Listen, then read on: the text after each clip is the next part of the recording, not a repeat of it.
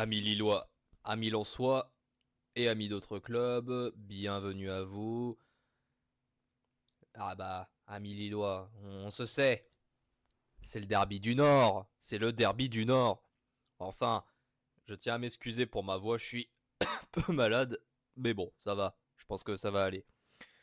Le derby du Nord, l'affiche du samedi soir, 21h05. Important les gars, il faut vraiment que ce match, on le gagne. Pour plusieurs raisons. C'est à l'extérieur, s'imposer à Bollert, ce serait très important, je vous le dis. Et puis également, Lyon nous est passé devant. Avec une victoire 1-0 face à Angers, il faut qu'on fasse mieux. Il faut qu'on gagne absolument. Mais bon, je vais vous faire part de mon optimisme. Alors je préviens aussi au cas où, je vais pas faire un avant-match, euh, on va dire dans le clash. Je suis pas là pour clasher les Lensois, ça m'intéresse pas spécialement. D'autant plus que même s'il y a une rivalité, bah ça reste un derby. Après, je vais parler aussi de leur situation vue de l'extérieur par un supporter adverse. Et après, je ferai aussi part de mes impressions, de mes petites craintes aussi par rapport au match de demain, même si je reste optimiste quand même. Donc déjà, alors une équipe de Lille qui va affronter donc une équipe de Lens, qui, on va le voir, est pas forcément dans sa meilleure forme, mais qui a plusieurs raisons à ça. Donc on va commencer, alors point en tout cas à Lille, en blessé, alors nous avons en joueurs qui ne seront pas sur la feuille de match. Donc on va commencer par les moins graves, Marc-Aurel Caillard. Ensuite, Hugo Ragoubert, qui, bon, c'est une petite blessure pas grave, il s'en remettra après. Thomas Meunier, qui n'est toujours pas là. Et là, les deux blessures qui font un peu plus mal, enfin surtout la première, Alexandro, qui, vous l'avez vu, hein, sorti de match après un retour en set de sélection qui a été très difficile, notamment après son match contre la Bolivie qui a été très prenant à cause du terrain qui est assez peu praticable pour un footballeur, hein. C'est vraiment un stade un peu dangereux, on pourrait dire même. Et Ousmane Touré, qui lui bah toujours les ligaments croisés, donc on le verra pas avant un bon moment malheureusement. Donc ça c'est pour les blessés. Sinon pour les retours, alors on a le retour de Haraldsson du coup, qui est plutôt cool, ça va. Après Thiago Santos est prêt à jouer, donc ça c'est cool. Et Chancel Mbemba sera très probablement, c'est possible qu'il soit titulaire. Mais ça, on va revenir quand je ferai la feuille de match. Donc ensuite, alors nos deux derniers matchs contre Lens, à savoir que Lens ne s'est pas imposé face à Lille, que ce soit à l'extérieur ou à domicile. Ils ne se sont pas imposés depuis, il me semble, la saison 2022, justement, la saison Gourvenec.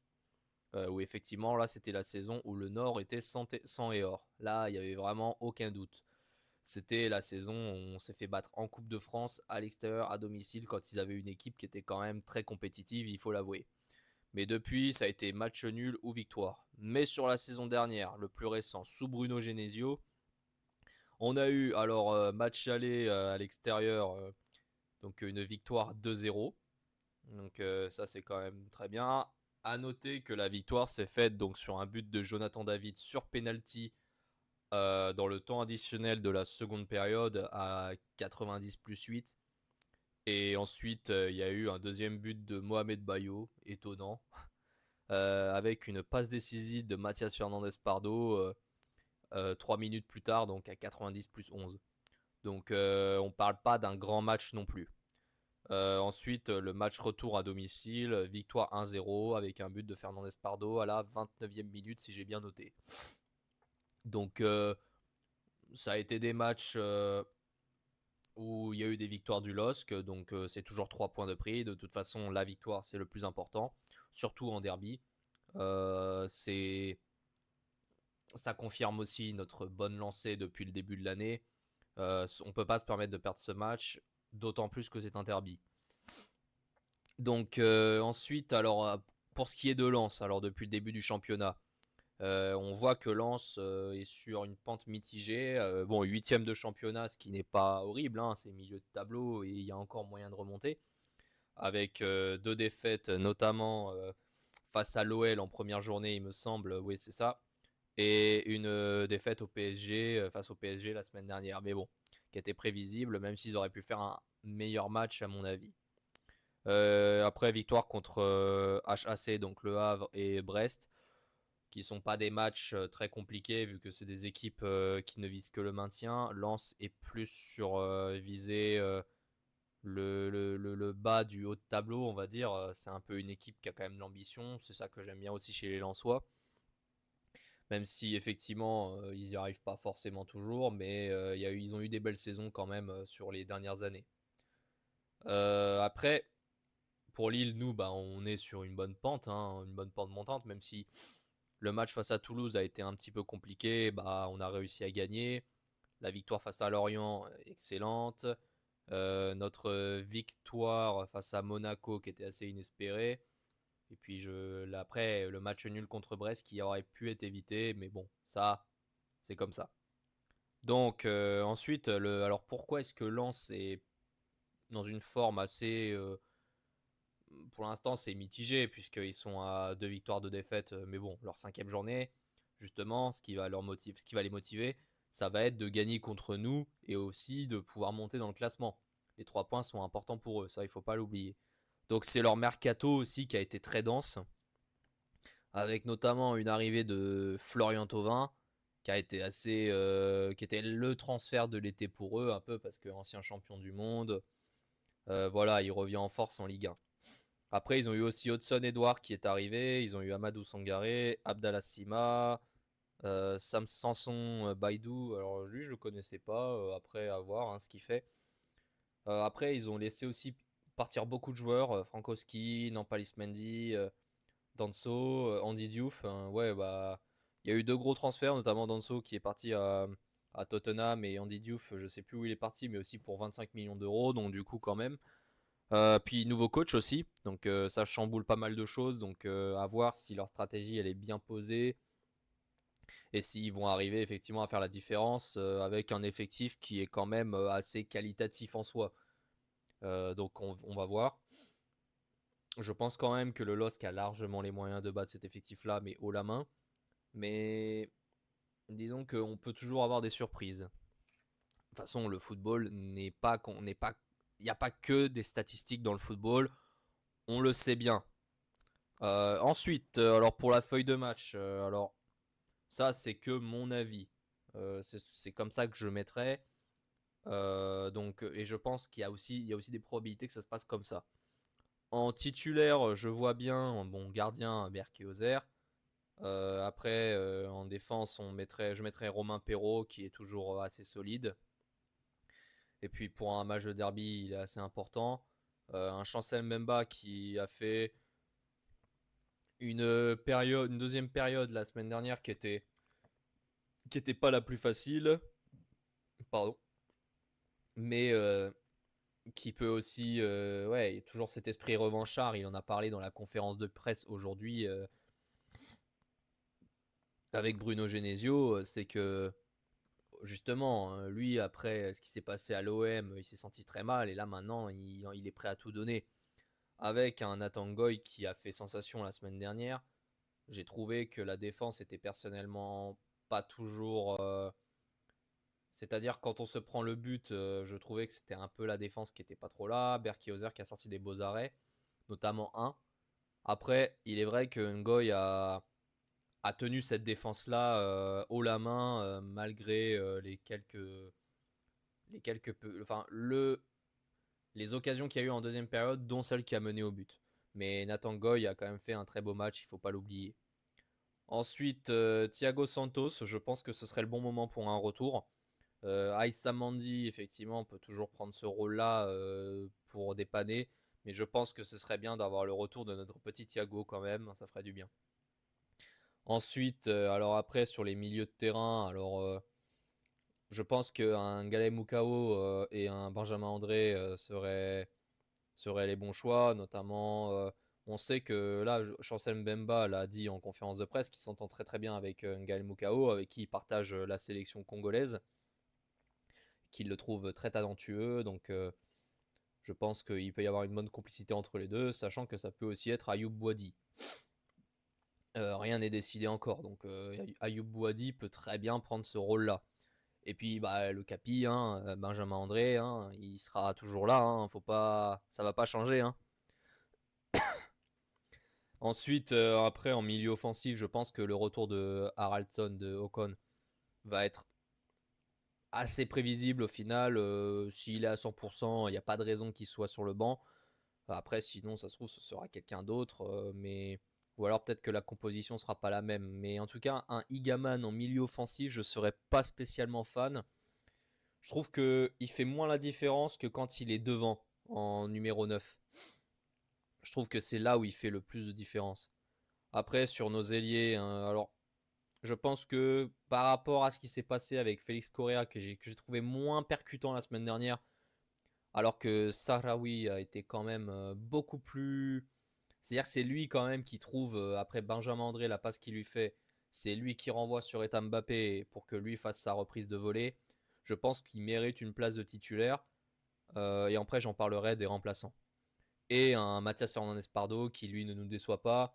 Là où Marius Broholm, à mon avis, a besoin d'un petit peu plus de temps avec le groupe, de faire ses preuves dans des matchs peut-être un peu moins importants.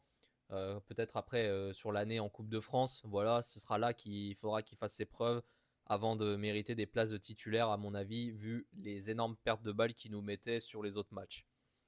Je sais pas, honnêtement, Marius Broholm, j'étais assez content qu'il vienne parce que je voyais le joueur et sa technique. J'étais très content du jeune homme aussi. Il avait l'air très motivé, vouloir apprendre le français, c'est des choses importantes quand tu vas dans un club. Le seul truc qui me dérange un peu plus au final, c'est que j'ai trouvé que ses performances à Lille étaient loin d'être, enfin surtout en Ligue 1. Sur les matchs amicaux, je les trouvais mieux. Donc au final, peut-être faut attendre un peu. Ensuite, à la pointe, bah, un Olivier Giroud. Je pense que pour un premier derby du Nord, Giroud sera un peu la tête d'affiche. Il y aura un peu le duel Tovin-Giroud entre anciens champions du monde. Giroud a parlé du fait que la ferveur lilloise était là et qu'il attendait le derby du Nord avec impatience. C'est un derby qui est assez important en France, non seulement dans le championnat français, mais en plus pour la culture locale. Donc certainement Olivier Giroud. Maintenant, ceci étant dit, les remplaçants qui, à mon avis, sont susceptibles de rentrer, on pourra parler d'un Calvin Verdonk, qui n'a toujours pas disputé de match depuis qu'il est arrivé. Il y a moyen qu'il remplace Romain Perrault à un moment, ou Chancel Mbemba, vu qu'il a aussi été formé au poste de défenseur central.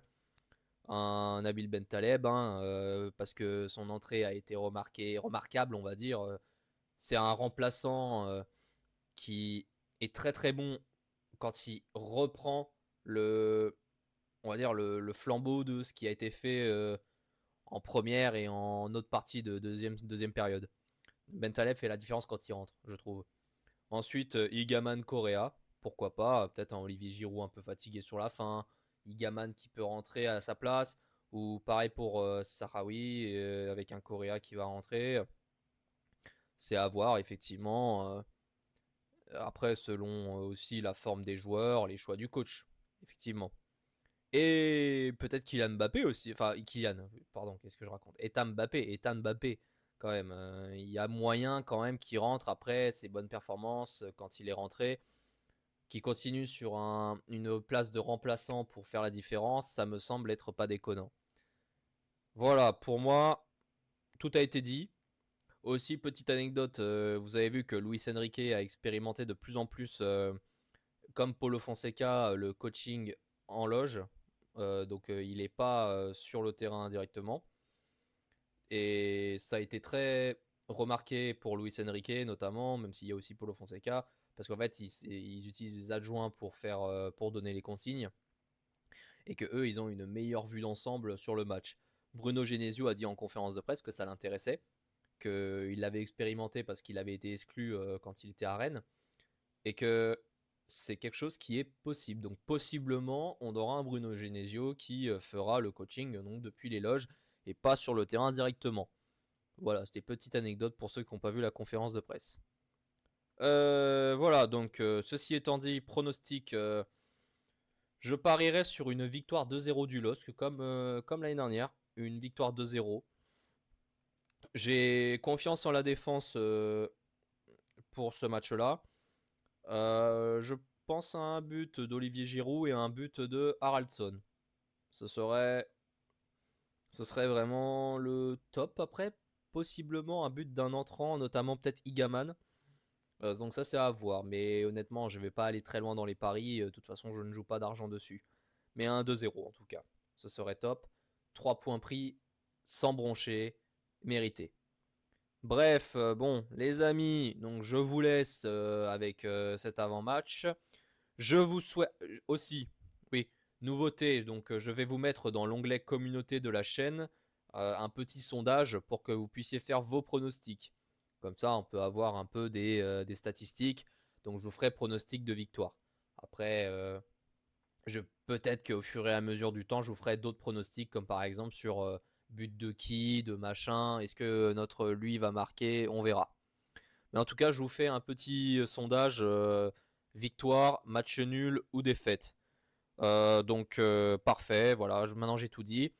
Donc n'oublions pas, donc je vous souhaite un très très très très bon match demain 21h05 sur Ligue 1 Plus. Donc je dis encore et toujours le plus important, soutien au dog, hein, voilà. Et puis bien évidemment, allez le LOSC